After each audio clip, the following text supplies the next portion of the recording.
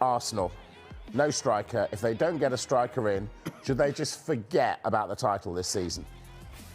I wouldn't say forget, but you don't want it to come back and bite you. I think Liverpool will still have a blip. I mean, I can't see them going the whole season like they are now at the moment. But you don't want to panic. I think Ollie Watkins fits the bill. I think that's a great signing. I think if they'd have got him or Isaac, I think they tick the box. But you don't want to go in the market and go and buy someone for 30, 40 million pound that just fits the gap for now, and then all of a sudden at the end of the season you're stuck with that player. So I think if you can get a Watkins or someone like that who's going to produce for the next 3-4 years, I think he's a good sign. I still don't think that's finished yet. Okay. I don't. You know what Emery's just said, he's happy. I ain't sure. I don't think you need to say anything. I think there's more to come from that before Monday. Should Arsenal have acted earlier, though? It's been a long while we've been saying they need a forward in. Yeah. I mean, you got to weigh up and see. I think they probably. I'd be shocked if Arsenal didn't get him, because it's quite embarrassing if they go in for a bid for someone and then all of a sudden they don't get him, and he's, no disrespect, he's at Aston Villa and Arsenal are coming for you. So, and I don't mean that disrespectfully, but Arsenal are that next level for Ollie Watkins, and he supports them as a fan. So, for me, I'd be surprised. You can't just keep on rushing in and buying Tom, Dick and Harry. You know what I mean? You've got to be precise in whoever you buy, and it's hard to go and play for Arsenal. You can't just go and buy someone from somewhere and go, right, you're playing for Arsenal. You know, we've seen that with Højlund. You know, it's hard to play for these big clubs. You're highlighted, you're under pressure from the word go. I think you get Watkins, he's played in this league, he's scored goals, he plays for England. It just fits, and he hits the ground running for the next 3 or 4 months and gives Arsenal an opportunity of winning the Premier League. Do you think it makes any difference that he's an Arsenal fan and he said that it was his dream one day to play for Arsenal and his hero was Thierry Henry? Does that come into it at all? Yeah, I would have thought so. I'd have thought so. I think being an Arsenal fan, I think that would help. And plus, you know, he's going to go and try and win the Premier League, so it will help. Would I be shocked if they did sell him? No, I wouldn't. I think if money talks, I think Arsenal tried to catch Villa cold and think, right, we'll go in and offer 60 million. And they would have had a whisper that Duran was being offered 60 or 65 million from Saudi Arabia, and then they throw that on the table, and then Aston Villa go, right, do we sell a 28-year-old for 60 million and keep the 21-year-old for 60 million? And they didn't. They sold the 21-year-old for 60 million. So it tells you something about the 21-year-old, in my opinion. Which players have signed for Palace because their hero was Clinton Morrison? Everyone. Eze, Teta. At least they went to Bayern Munich on the back of me. I said it. I done the deal, but that's for another show. You told me you're Birmingham. Arsenal. Yeah, I'm a Birmingham legend, Palace legend. Every club I've been to. Sky Sports legend.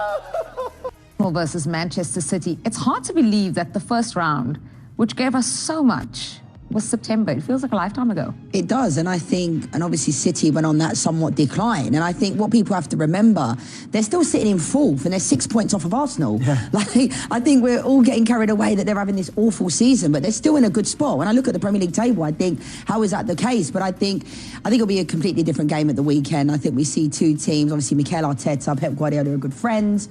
Often at times people have spoken a lot about Mikel Arteta learning a lot from Pep, but I think one thing that separates the two is the mentality. Like Pep Guardiola previously has known how to get things done and across the line, and Arsenal, when it really matters, seem to kind of capitulate at the wrong time when the pressure is on. So I'm looking forward to this one. I think it'll be completely different. Obviously no Rodri during that game in September. He was there for the ACL during that game. So, but Manchester City is still kind of creeping, coming off the back of that win last weekend against Chelsea. That was a good win for them, because Chelsea have been in good form.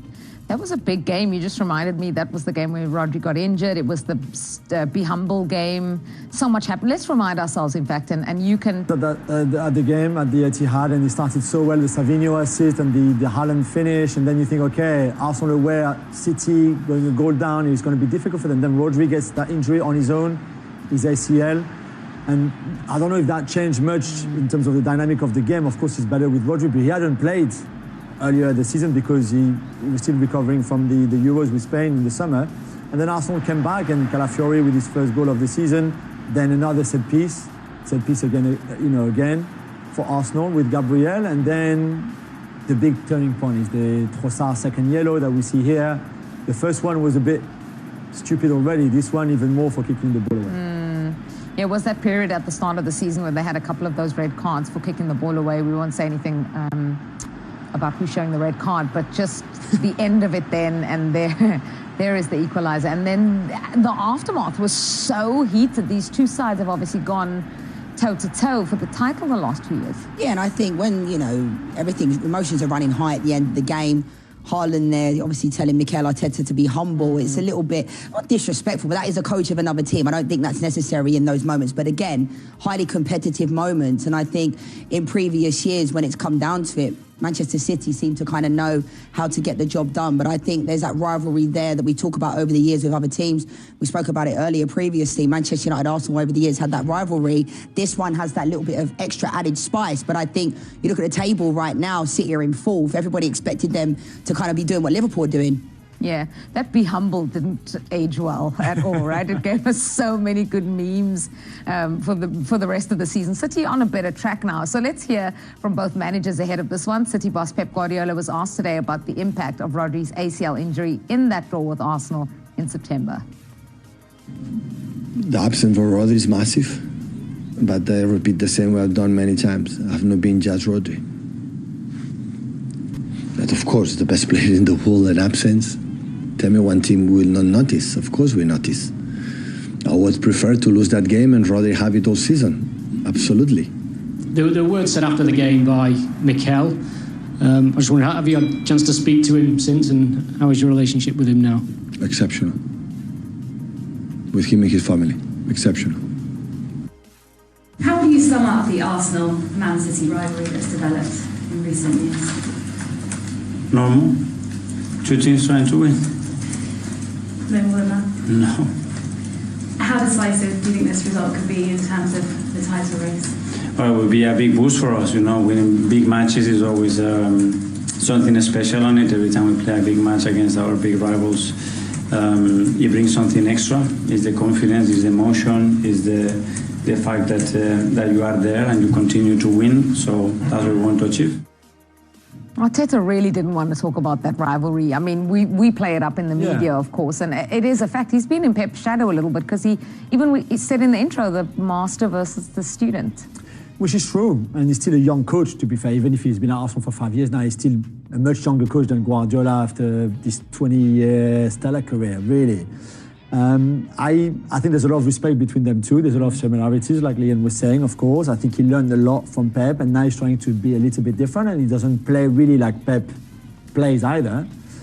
But he's got a great record against him. If you think about the last 4 Premier League matches, Arsenal are unbeaten against City. Home and away, they seem to have, right now, a bit of the edge over City, and him the edge over Pep. So it'd be very interesting to see.